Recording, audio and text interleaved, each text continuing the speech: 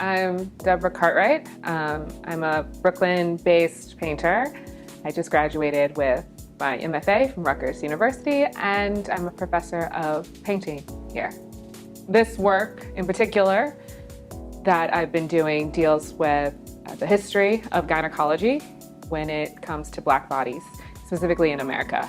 My mother is a gynecologist, and she's a recently retired gynecologist, and while helping her kind of clean out her office, I was thinking about my childhood spent in these offices and thinking of gynecology as a place for play and care, which is such a juxtaposition to how, as an adult Black woman, how my relationship is to gynecology, or the demographic of adult Black women, the relationship of us to gynecology in America is not filled with care. The mortality rate is very high.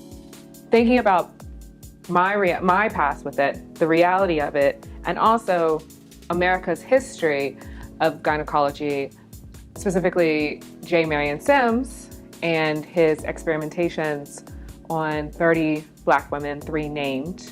And while I'm reading about these women that were the subjects that he had, learning how young they were when they entered into this space of horror, really. But they had to build a community within each other. I'm thinking of those connecting tissues to build that community. Hair has always been that connection in our community through generations, through traumas, through all of that. And so it's really important to me to kind of include that in these mythical worlds. I read a lot of Saidiya Hartman and Wayward Lives, and thinking about past historical characters as full beings, that you can imagine their full lives even when there's only secondary sources existing.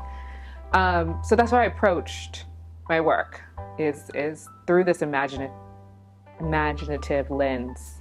And that's what I've been doing, is breaking the body into not only pieces, but kind of merging it into a landscape and creating an object at the same time.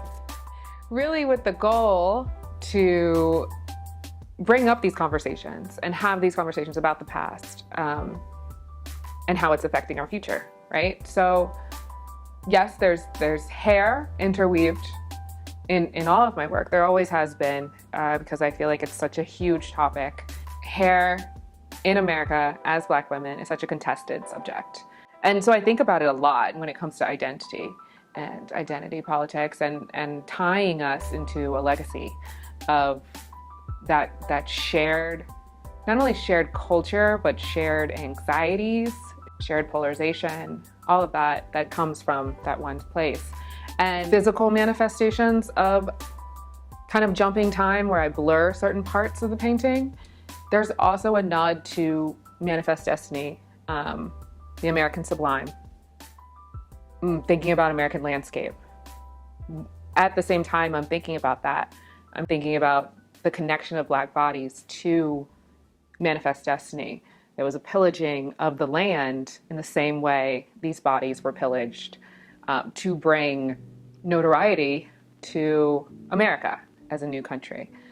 They used the land, and they used bodies, Black bodies, specifically Black women bodies, because they were the ones birthing more bodies. So it was the commodity, which I think is such a direct tie between the fertility of Black women and the fertility of the land, which made America into the superpower.